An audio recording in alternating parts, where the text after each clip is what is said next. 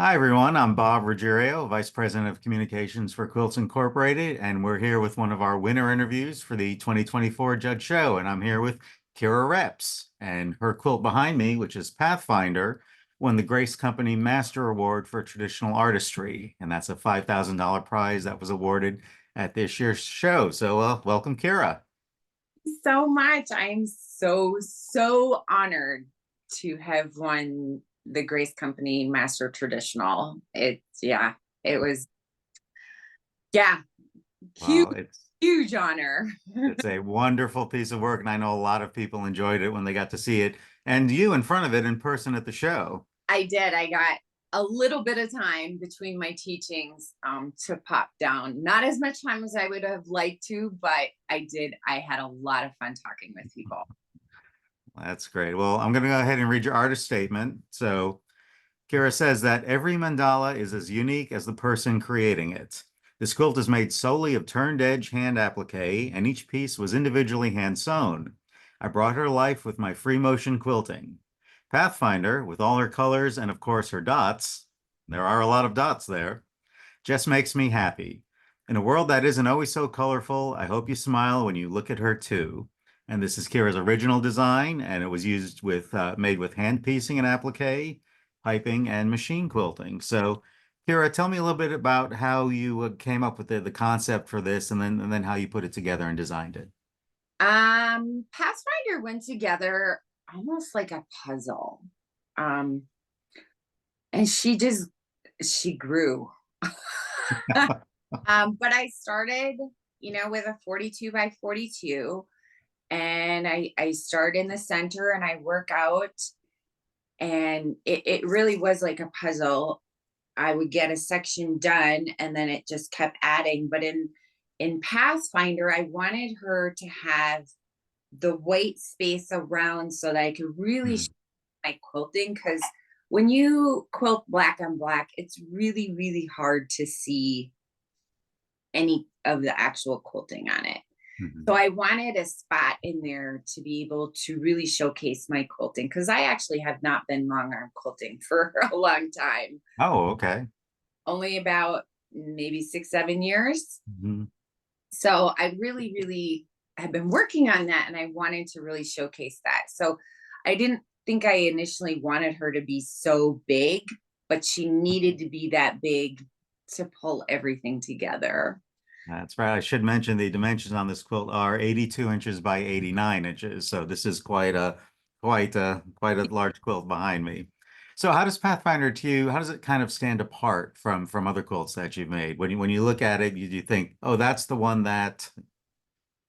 I incorporated a lot more really with the quilting on it, her colors. A lot. I added piping in the binding, which I have not done on my other quilts. A lot more, just a lot more colors. And everyone is different. They just, I don't know, they just kind of keep going. And every mandala, there's so many things you can do with a mandala. So you can take the same things and same pieces, but in the end, they all come out kind of different. Well, let's jump in our DeLorean time machine here and go back and back to the future and tell me a little bit about how you first got interested and involved in quilting, and then what made you decide to kind of make that leap from it just being a hobby to something that you really were committing yourself to. Well, I'm a self-taught quilter. I'm not one of those people that have quilters in the family. Nobody in my family quilts or sews. Um, when I was in middle school, I loved to sew things and make clothes and things. And my mom bought me a Singer sewing machine, and I played around with that for a while. Just go to the store, buy some patterns, things like that. And when my kids were born, I would make them Halloween costumes.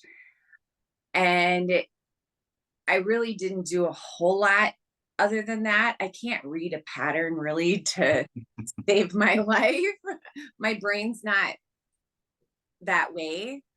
So I would usually end up making my own patterns and things like that. And then in 2009, my middle son, who is now 22, he was 6 at the time, was diagnosed with leukemia. And so I spent 4 years and 118 days in a hospital. And I stared out the window a lot. Well, when you're going through something like that, you need something to keep yourself busy. So I started hand sewing again because it was something that I could take with me, to wait for him to get chemo treatments or whatever. And I started hand sewing.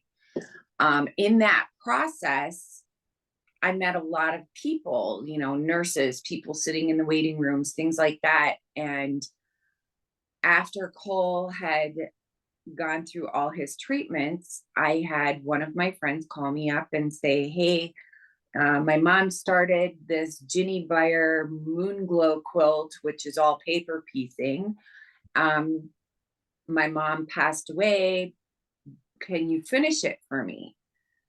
I'd never paper pieced anything in my life. And I was just like, "Sure, I'll figure it out." And I did. I figured it out. I made the quilt for her. She was absolutely thrilled. I did not have a long arm at that time. So I quilted it on my domestic. And you know what? It just honestly, it just kind of snowballed from there. Like somebody saw the quilt that I did and asked me to do another quilt, Mhm. and it kind of went from there. And then I bought my long arm, and so that's when it kind of transitioned from, okay, this is really fun, to, oh, hey, I can actually make a business out of this. Oh no. Yeah, so I did customer quilts for a while, and then I started teaching, and now I do more teaching and my show quilts. So it just fell in my lap. It's not something, if you would have said 20 years ago, would I be here? No, No. a whole other path. Well, what was your experience like being at the festival this year? And we talked a little bit about you being in front of your quilt, and it's really a bonus for our attendees when they get to meet the artist as well as see the work. Yes. So this year being the 50th anniversary was just like, oh my gosh. um, this year was really, really fun. I taught 5 classes. So a lot of my students had gone to see my quilt, and then they were able to come to class, and it was really nice because they could see what they could do, end result of learning this process. So that was really fun. I absolutely loved to be able to walk in and it was like, oh my gosh, there's my quilt. So it was just a magical experience. I wish I would have had a little more time to be down on the show floor and talk to people. But boy, when I was down there, I had so much fun. There was a little, oh gosh, he was probably 6 or 7, little boy who ran up. Oh, he stole my heart. He goes, "You got a big ribbon." It is so great to see the younger generation coming in and really liking what they saw. So that's That's great. a good thing for our industry, to see the younger generation being still involved. Absolutely, absolutely. We've got to keep those new quilters coming. Heck yeah. All right. Well, I guess the last question I have is tell me a little bit about what you're working on now or what your quilting plans are for the future. Lots of teaching. I have, my schedule is totally booked for next year for teaching all over the US, and 2026 is about half booked. So lots of teaching, which I absolutely love, to take my passion and be able to bring it to others. I have about 6 quilts started because I have Oh, PhD. I can't work on just one thing. Oh, I've got about 6 quilts that I work on, my show quilts on my time. So I've got those going. Um, and I have a wedding next year. My son is getting married. So oh, Lots going on. Lots of stuff going on. Well, again, congratulations, Kara. Again, Pathfinder, which you see behind me, won the Grace Company Master Award for Traditional Artistry at the Judge Show this year. That was a $5,000 prize. And Kara, again, congratulations and good luck with everything. Thank you so much.